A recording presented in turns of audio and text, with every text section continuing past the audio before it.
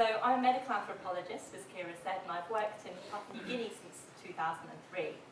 And for much of that time, my research has really focused on the country's hospitals. So I'm interested in how hospitals work in contexts of resource shortage, and specifically in places where diagnostic infrastructures are severely limited. But today I'm going to talk about a new project, and this involves a shift from Papua New Guinea's urban centres to its rural interior. I'm concerned with the problem of how to get basic health services to the country's rural population. Now, the problem of service delivery is clearly not new, and nor is it unique to Papua New Guinea. But what I'm interested in is the way in which this problem has gained new attention in recent years and has been framed in a very particular way, that is, in terms of logistics. So anthropologists haven't really paid very much attention to logistics. It's seen as rather prosaic, a little bit boring. When I say to people, you should really have an anthropology of logistics, people look at me very blankly. But logistics really matters. It matters in terms of getting things, people, and stuff from one place to another. It's really at the heart of any kind of national health system. At the same time, I want to suggest that a narrow view of the problem of service delivery as a problem of logistics is precisely what undermines some efforts to improve primary healthcare in places where people need it most.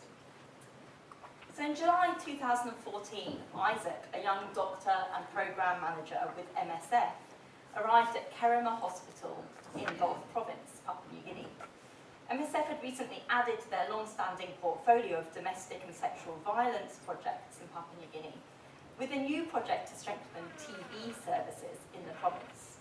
Gulf is one of the country's largest provinces in terms of geographic area, and it covers about 34,500 kilometres. 34,500 kilometres, but it's one of the smallest in terms of population, with an estimated population of about 150,000 people. So that population is distributed across a landscape that includes swampy coastal plains, river deltas, and high mountains. The province also has a road that connects it to the provincial capital, Kerema, which is about halfway along that Gulf province in the kind of bottom left-hand corner, to Port Moresby, the capital city, 67 kilometres to the east. But for several years, the only vehicles that have been able to run on this road have been land cruisers. And in the wet season, when many of the bridges are washed away, and many of the roads are washed away, the only means of accessing the province from Port Moresby is by fiberglass dinging over what are often very treacherous seas. Now, according to Isaac, the MSF doctor, the road was something of a kind of poison chalice for this province. Because of its existing infrastructure and its proximity to the capital, NGOs and government agencies assumed that Gulf wasn't a priority area. But because the road didn't actually function, in fact, the province remained very physically isolated in real terms. On arrival at Kerema Hospital, Isaac and his team were really shocked by the state of its laboratory. They found a lot of donated equipment, but none of it was working.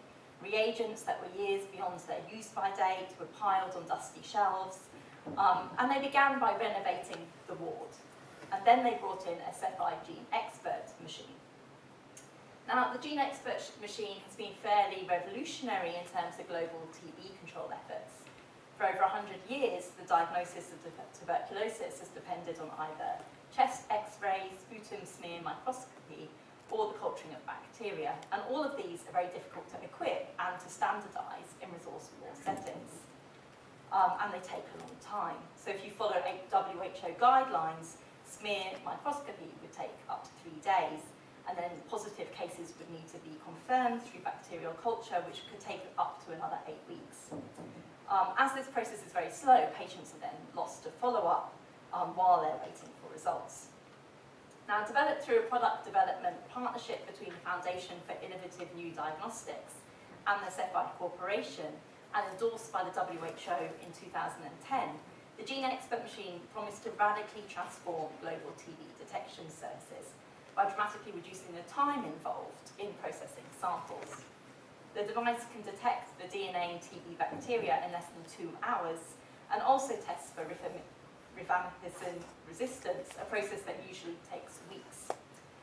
Little training is required to run the machine.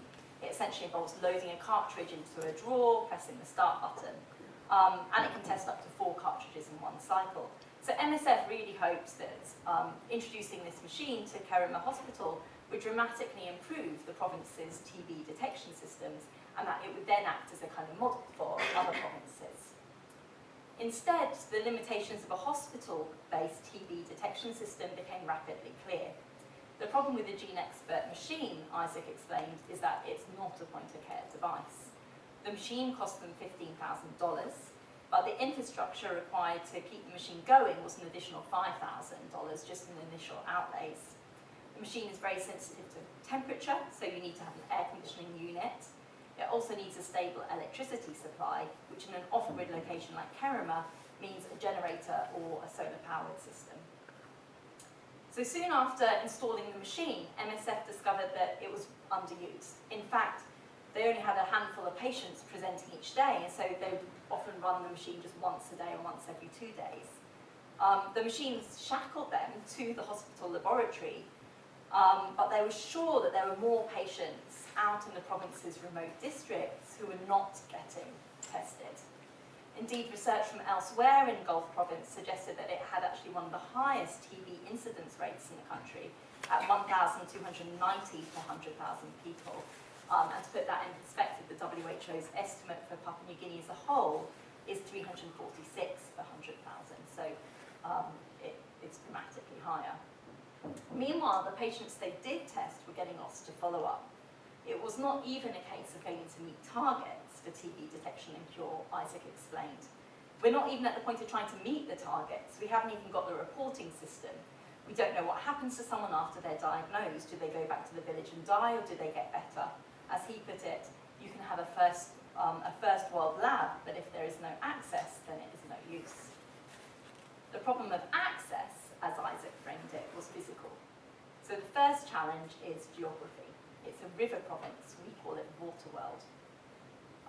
You can imagine the province as the biggest swamp in the world, another MSF worker explained. So the challenge that MSF faced was how to develop decentralised systems for diagnostics and follow-up in a waterlogged environment and with very little transportation infrastructure. So the question we asked, Isaac said, is how to get the connection from peripheral to central facilities. In Gulf, the options are basically walking or helicopter if you can afford it. In other words, the issue is one of logistics. How to move equipment, information and biological samples between villages, peripheral facilities and the centre of administration, laboratory testing and specialised medical care at the hospital. Isaac called a team meeting to brainstorm ideas about how they could get sputum samples from these remote health centres to the hospital laboratory. If sick people are difficult to move, they discussed what about just moving the sputum samples instead and then sending back information and drugs. But one problem with biological samples is that they begin to deteriorate as soon as they start moving. They wouldn't last the week or two that it could take to actually walk these samples from some of these health centres to the hospital. Slides are better, but then they would need to provide training to the health workers in the peripheral facilities to prepare them. At this point, someone in the room mentioned that they'd seen a TED talk by a kind of crazy Californian startup guy who was developing drones or unmanned aerial vehicles to transport medical supplies. Could they use a similar system to transport sputum or slides? Why not? Isaac thought. He contacted Rapulius's company, Matanet, and offered to fly them out to Papua New Guinea to run a feasibility study on using the drones to establish a new rural-urban TB case detection system. 2 months later, the Matanet team landed in Port Moresby, where we're going to leave them for a while we take a short digression. Now, the phrase that Isaac used to describe the challenge of establishing an effective TB detection and follow-up system, and that MSF regularly used to describe the places where they work, is hard to reach. Unmanned drones are often used in humanitarian efforts for mapping, But using them to get medicines and samples to hard-to-reach areas is new, they explained in the press release that they put out for this project. Or the health system in Papua New Guinea is inadequate, the water and sanitation structure grossly deficient, and the geography of the country complex. Small groups of people live scattered in hard-to-reach remote villages, they explain on their Papua New Guinea pages on their website. The phrase hard to reach is used in Papua New Guinea by a broad range of health and development related organisations, from bilateral and multilateral agencies to NGOs, to the corporate social responsibility arms of mining companies, to government departments, to describe the difficulties in getting basic services to the 85% of the population who live in rural areas. So the idea that Papua New Guineans are hard to reach has become taken for granted. It's like the given ground on which governments and organisations then have to innovate in order to deliver health services. Now, for anthropologists, as soon as something becomes natural or taken for granted or factual, this is really a cue to start asking questions. And so I started to see the repetition of this phrase, hard to reach, as something kind of strange and maybe in need of explanation. Where did it come from? Why is it kind of repeated everywhere in this kind of hyphenated form? And perhaps most importantly, what kind of work is it doing? How are the kinds of health interventions that these different national and international organisations developing in Papua New Guinea shaped by this understanding that its people are hard to reach? Now, it's important to differentiate between the kind of hyphenated form, hard to reach, from the descriptive phrase, hard to reach. So the latter is a combination of adverb and verb, right? So the act of reaching is hard. Hard is used to describe the act of reaching. But the hyphenated phrase, by contrast, operates as a kind of single unit of meaning. So in linguistic terms, this is a compound modifier. It can be attached to other nouns as a single adjective. And it's this compound form of the phrase that I'm really interested in. So the phrase, and I started looking into, trying to trace the kind of background to the use of this phrase in health research and think about actually where it came from. And these are just some quite initial findings. So the phrase hard to reach has a really long been used in health communication research to refer to audience segments whose high risk of mortality or morbidity coincides with their failure to receive or respond to public health messages. So in a health communication context, the label's been applied to populations based on their socio-economic status, their ethnicity, or their level of literacy. It can also imply a kind of cultural homogeneity, as for example in one article about the relationship between health and diet in the USA describes the deeply held beliefs of hard-to-reach Americans. That's interesting. Also, there's also, of course, a lot of internal debate and criticism within health communication research. The very idea that populations are hard to reach somehow implies they have some kind of deficits, that maybe they have slower slower processing times. So there's a lot of debate within that field as well about whether that's an appropriate label.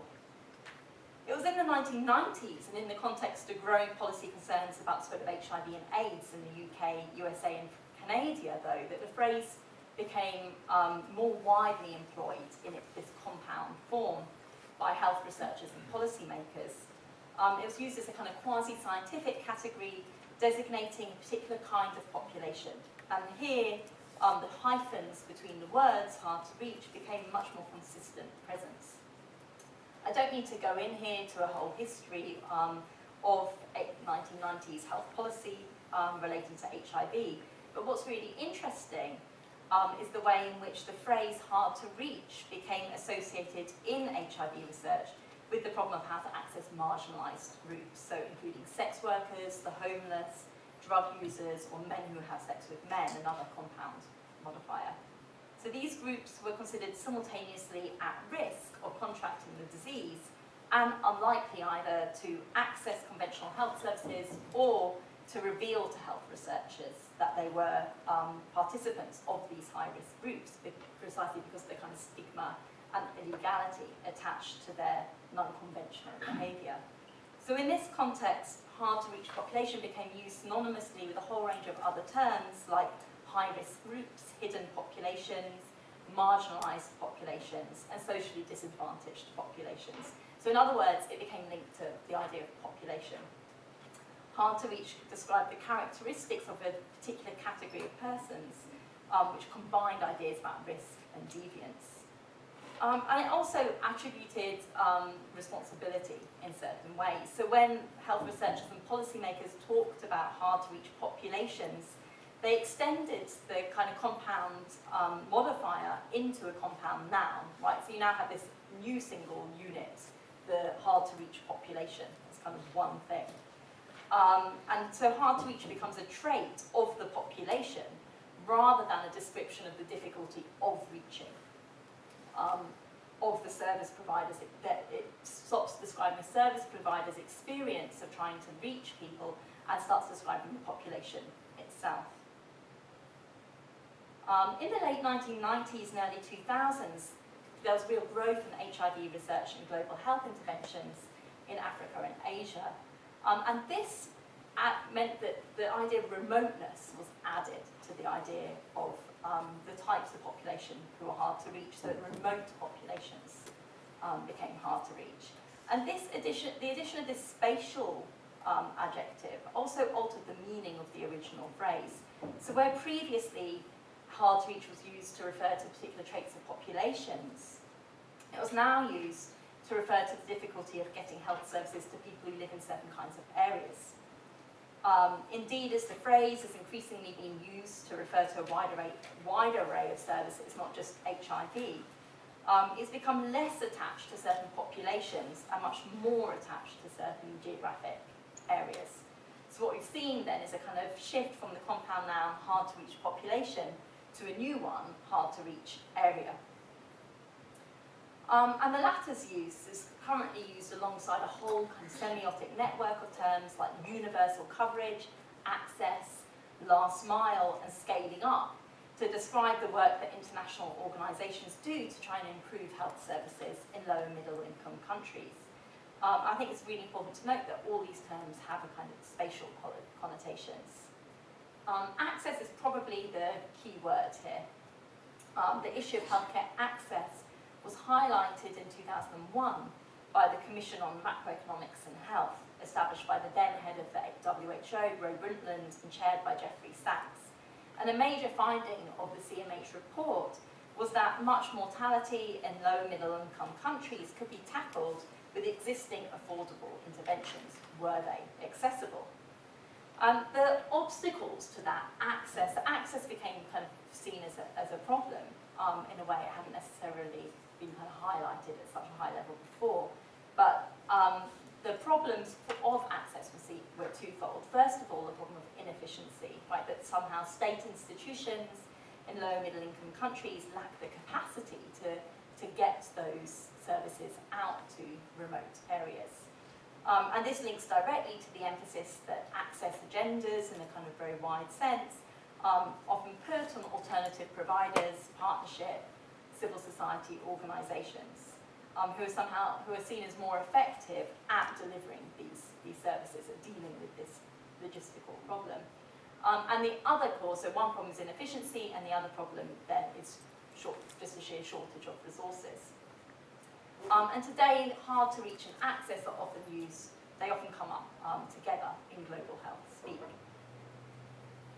The challenge is that is no longer that there are people who don't access services, but that there are places that somehow can't be reached by conventional services, i.e. by state institutions. So this really shifts the responsibility, in a sense, back onto the service provider to try and reach these areas, rather than giving that responsibility to the population who aren't accessing the services. Now, reports on Papua New Guinea by bilateral agencies, multilateral agencies, NGOs and journalists describe the country as an archetypal hard-to-reach location, and they all inevitably begin with a description of the landscape, a little bit like I did at the beginning of this talk. So they describe the rugged terrain, the remote scattered villages, and the absence or lack of large-scale infrastructure. Water Aid, an NGO that works in Papua New Guinea, takes us even further, so that they describe 85% of the population lives in hard-to-reach rural areas with little or no the public services. So now hard to reach is just synonymous with rural, so that 85% of the population is now seen as hard to reach.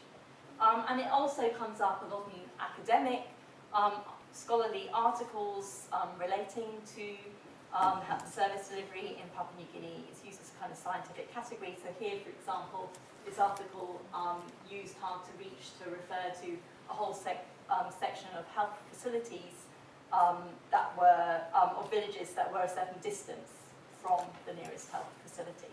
So it was a function of distance. So what I'm really interested in is the ways in which problems of access to essential health services have been identified with this problem of overcoming distance. And I suggest that this way of framing access as a problem of distance arises from what I call a kind of logistical ontology. Now, anthropologists use this term ontology to refer to what's already there in the world for people to act on. So logistical ontology is an ontology in which the world is made up of time and space which are already fixed, and it's up to people to coordinate bodies, medicines and equipment across them. So there's a kind of assumption about the way that time and space work, that we then have the work of people is then to ensure that we coordinate stuff and people and things in time and space. So this involves certain kinds of assumptions about time and certain assumptions about space.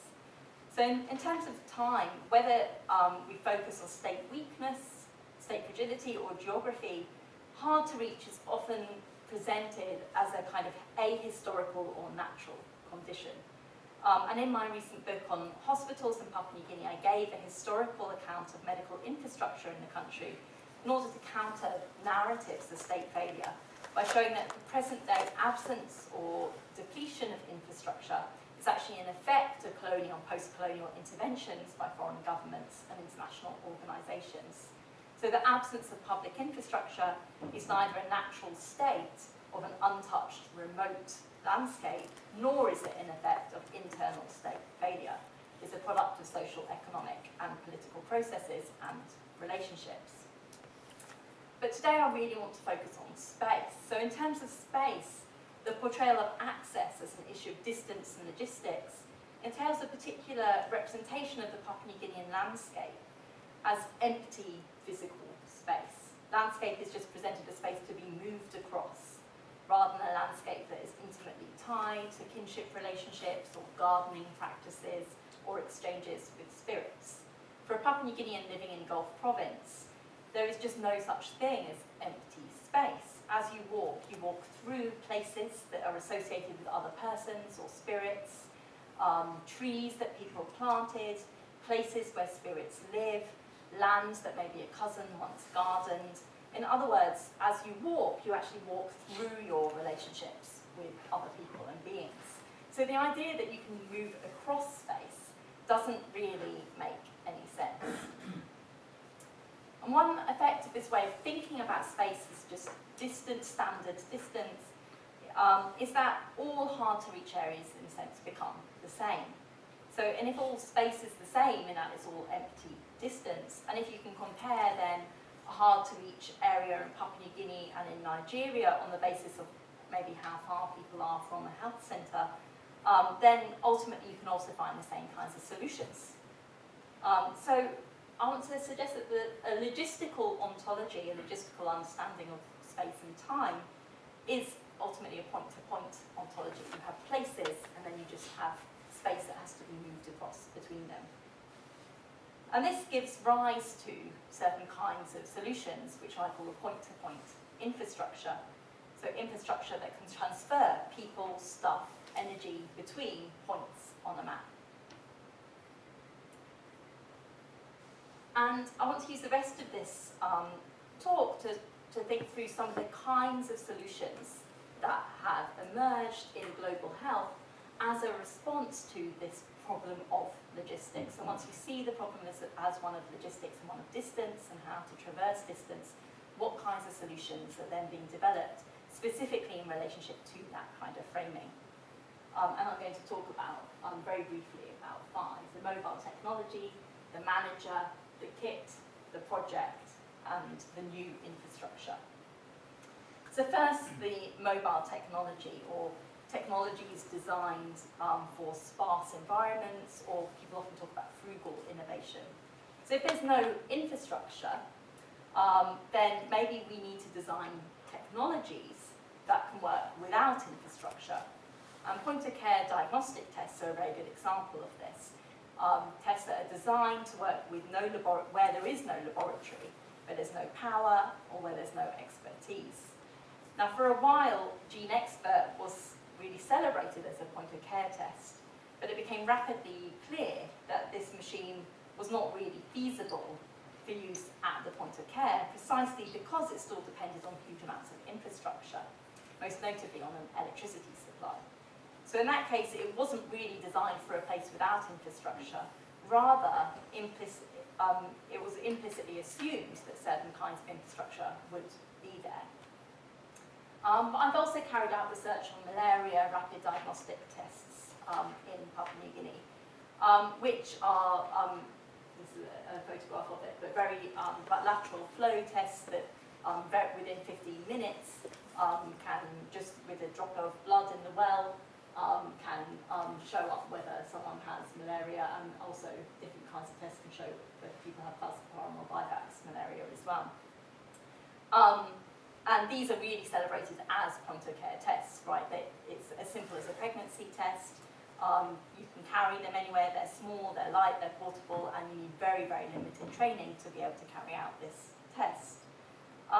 But my research has shown that there are actually similar problems with mobility around these tests. So there's an assumption in the sense that mobility is already sort of written into these technologies. But that mobility is premised on the idea that they simply have to move across physical distance. But in fact, the Papua New Guinean landscape is actually a space that is filled with bureaucratic forms and procedures, with complicated contracts with outsourced logistics companies, and negotiations with community volunteer carriers. So in other words, this is a landscape made up of messy relationships, and those relationships really have to be moved through rather than across. There's nothing automatic about getting this point-of-care test from a port to a rural health facility. A whole range of different kinds of relationships have to be negotiated on the way. Secondly, the manager. So if technologies don't move themselves, then some organisations think, well, maybe you actually do need some kind of centralised bureaucratic systems in place to help them to move. So rather than bypassing the state, maybe we need to strengthen the state. In 2005, AusAid established a capacity building services centre to help build the capacity of the state to deliver its health services. And this involves sending health experts and consultants as technical assistants to work alongside health managers in the country's provinces and districts. The idea was that the systems and policies for getting stuff out to rural areas is there, but the public health managers are simply not implementing it. And so managers were identified as what was called the missing middle between policy and implementation. Now, where 10 years ago this kind of development assistance was framed as good governance or capacity building or state building, today it's increasingly referred to as health system strengthening, and is very much aligned with this access agenda. I spent 10 months working alongside one provincial health management team in Madang province in Papua New Guinea, when an advisor was sent to work with them. And what I found was a real tension between the Papua New Guinean health managers and the foreign advisor in terms of what logistics means. So the advisor felt that this is basically a management consultant who's been sent out to live in Papua New Guinea for a year and try and turn the Papua New Guinean health bureaucrats into managers. And he felt that these logistical hurdles could be overcome with new technical tools that could help the health managers plan and budget their resources and monitor where things were going. But the Papua New Guinean health managers argued that plans and budgets and forms were ultimately ineffective at persuading anyone to actually do anything. You could make up a timetable of mobile health patrols that different health centres needed to do, and you could post it on a notice board or you could fax it through to them, but ultimately the mobile patrols wouldn't actually happen. So so the bureaucracy they saw was kind of pointless. To make people move, to literally make people do a mobile patrol, required, they said, the exchange of resources. So this in the form of land cruisers or per diems or hospitality at town-held training workshops. And so this is a very different kind of notion of mobility, of how you make people move, which is again based on the idea really of moving through relationships and exchanges rather than efficiently and smoothly moving across space. Third, the kit or container logistics. Another solution to the problem of access for populations in hard-to-reach areas is the kit. Papua New Guinea has a notoriously problematic medical supply system. There are routine stockouts of basic drugs and medical equipment in the country's hospitals, health centres and aid posts. And there's also a problem of drugs leaking into the black market. And lastly, there have been reports of drug supplies being restricted in order to hike the emergency drug prices and people getting kind of backhanders for that within the medical supply system. And lastly, there's a problem of reports of people just forgetting in the health centres or hospitals or the medical stores, just forgetting to order the drugs. So in 2012, to try and deal with some of these problems, the Australian government began to fund what they call 100% health centre and APOST kits. And the WHO helped to develop standard contents lists for these kits, which were intended to provide basically the most basic essential supplies needed to run a health facility throughout the year. And then volumes were just adjusted on the basis of population. So this kit system was introduced to bypass the unreliable central medical supply system with the aim of ensuring that the minimum required equipment and medicines would be delivered to peripheral facilities. And they ultimately kind of relegated the central medical supply system to the provision of supplementary supplies. Now, I'm not going to go into the detail of the fallout of this, but ultimately this encountered the same kinds of, the system of health centre kits encountered the same kinds of problems as the mobile technologies, the point-of-care diagnostics tests. So 2 contracts were awarded for these health centre kits, one for procurement and a separate contract for logistics. But there's really nothing automatic about how logistics companies work in Papua New Guinea. So one example is actually that at the very beginning of this process, the contract was awarded to DHL, who then sent a letter to the Department of Health asking for the postcodes of all of the aid posts and health centres. And there isn't actually a national postal system in Papua New Guinea, so there aren't any postcodes, and even the NDOH's maps don't necessarily have all of the locations of the aid posts and health centres in the right places on those maps. So actually to get carriers taking medical supplies out to these facilities often rely on people living in those communities to actually know where and how to get stuff to places. Where to store it, if they need to store it overnight, that it won't be stolen or it won't get too hot. There are certain people who make their houses available, for example, for the health system to use to store medicines on the roadside. And so the idea that you could just have a kind of impersonal system of transportation ultimately meant that the system encountered exactly the same kind of problems as the central medical supply system they were trying to replace. Fourth, the project. Now increasingly Papua New Guinea's disease control programs are being broken down into projects and allocated to NGOs for implementation. And this is really based on the idea that civil society is more effective and more efficient than the state at creating innovative solutions to this problem of reach, of access. And these projects are often called pilots rather than projects, precisely because they're meant to feed into wider health system strengthening efforts, with the idea that maybe these, are being operated in these distinct areas, but maybe they could be scaled up in the future.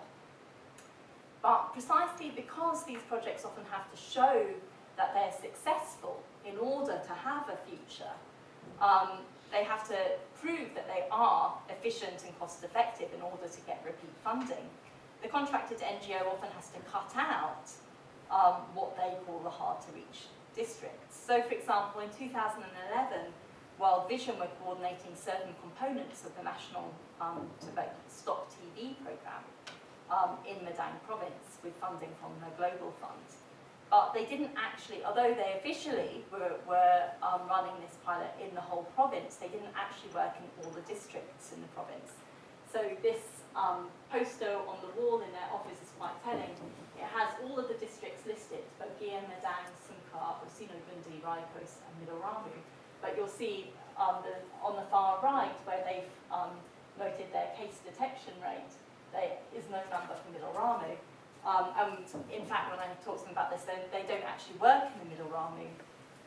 The reason is that Middle Ramu district has no roads, no mobile phone infrastructure, very little power infrastructure. It's very difficult to get to, right? So they say it would cost too much money ultimately to work in this district, and they'd be unlikely to get good results there. They wouldn't actually meet the kinds of targets that were being set by their funding. So they decided that it would ultimately be more ethical to work in areas where they could be successful, where they could prove their effectiveness and use that success as a basis to secure further funding in the long term.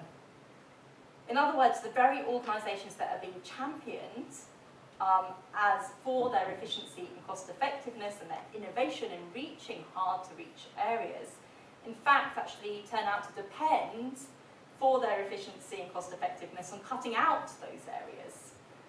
So World Vision have concluded that basically it would be impossible to meet the Global Fund's case detection and cure rate targets in Middle Ramu, and therefore they just couldn't justify the funds to work there. And exactly these same problems have been encountered in Gulf Province, where MSF were working.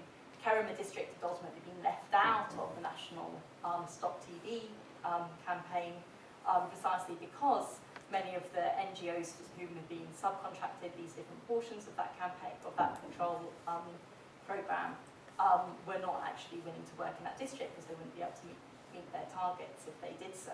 And that is why MSF then decided to come in and try and take over that district and to try and revitalise their TB programme. MSF were not beholden to the Global Fund's metrics, and they were willing to take on the challenge of delivering services in Gulf Province precisely because they were not trying to meet targets, but to solve a logistical problem.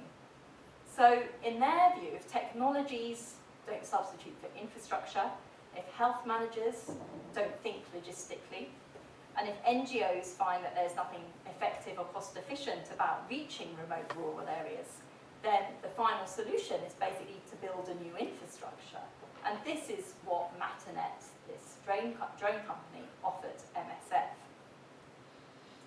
As Matanet repeatedly insists to anyone that they speak to, they're not a drone company, but a transportation infrastructure startup.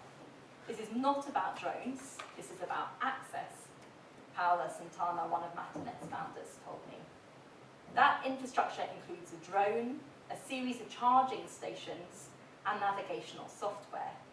And the software is really key here, because this is what enables the drone to be used anywhere and by anyone, on the basis that you can simply type in a destination, and software will build up a three-dimensional map of the landscape and work out the best way to get there.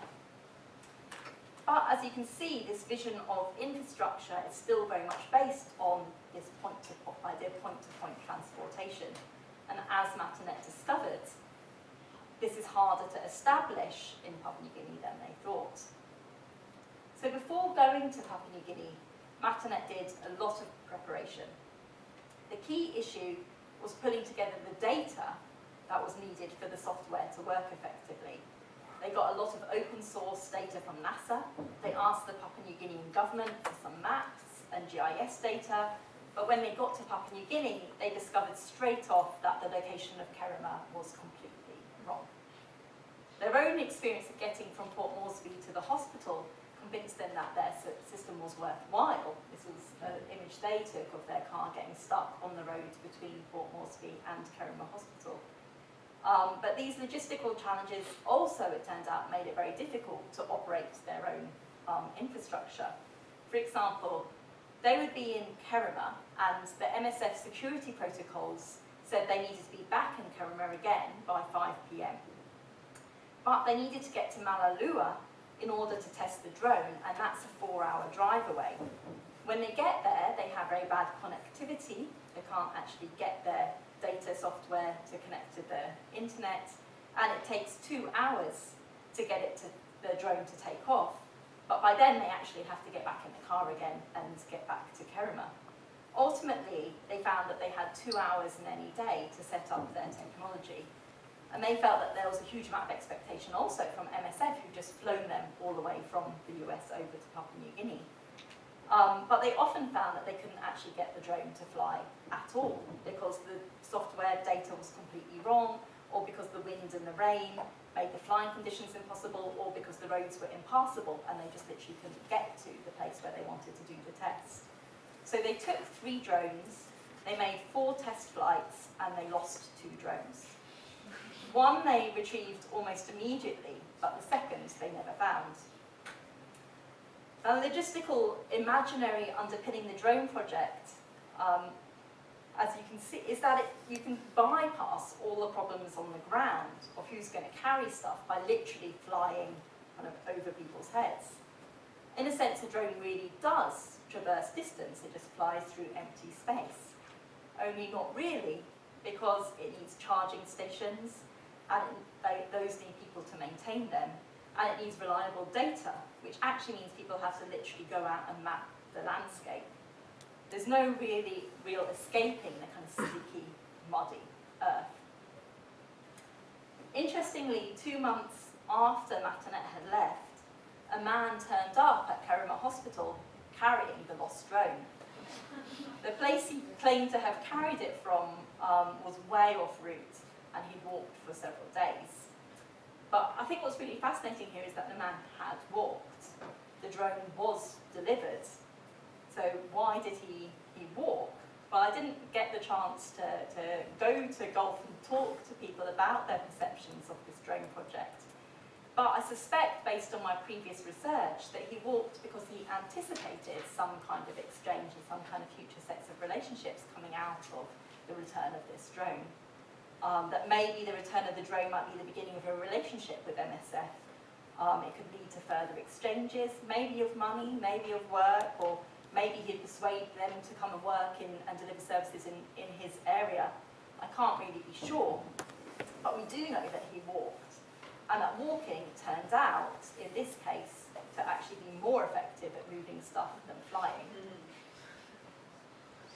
So just to finish up, some reflections. There are problems with all of these solutions to the logistical challenges of delivering services. That's because all of these solutions were ultimately based on a set of assumptions, and that is the assumption that distance is standard and that space is empty. Distance is empty, you just need to get from place A to place B. That is the logic of logistics. And all distance is therefore the same. But as we know, spaces are not actually the same. It depends who lives there, their historical engagements with the state and with health services are really important. Their relationship to the land is important, and to particular places on that land. So I began to wonder whether the fantasy of efficient transportation logistics, of moving things through empty space, might actually be less effective at moving stuff than the messy processes of moving through relationships and exchanges. In other words, maybe inefficiency is actually key to delivery. We often assume that infrastructure is material, but when physical infrastructure like roads or power cables are missing, human infrastructure becomes visible. Papua New Guinea is a society that is built on the back of human carriers. The entire health system depends on people carrying things, even drones and health centre kits. So we ultimately need to know, why do people carry things? What kinds of relationships underpin this human infrastructure? And in my previous research on Papua New Guinea's hospitals, I argued that people are really motivated to act within relationships that give them recognition. So similarly, I talked about the fact that for health managers working in Madang's provincial health office, logistics is a form of exchange. So if people are given a land cruiser in which to follow up their TB patients, they feel that their work is being recognised by the government, and suddenly they have expectations that are worth meeting within that ongoing exchange relationship. And this is what makes people move. This is ultimately what constitutes movement. It is actually that relationship itself. So you can't really account for that kind of movement in terms of logistics, cost effectiveness, or efficiency. I think a last problem here is the assumption ultimately that all that matters is access. Indeed, care itself seems to come down to solving the problem of delivery, so that we have service delivery in a sense rather than healthcare. But if people are meant to care about access, and one of the popular refrains of the health consultant working in Madang's provincial health office was, why don't people care? Why are these health managers not filling in these forms and making these beautiful plans and organising their budgets in order to get stuff from one place to another? Why don't they care that this stuff gets there? So care, but if care ultimately is about access, how does this translate into practices of caring for people? The access agenda is defined by the notion that health systems in places like Papua New Guinea are in crisis, that hard-to-reach areas represent a kind of chronic humanitarian emergency. And the result, I suggest, is a kind of humanitarianisation of development or of health, in which health systems are kind of pared down to their life-saving measures. And one potential outcome is the development of health systems that are designed on the basis that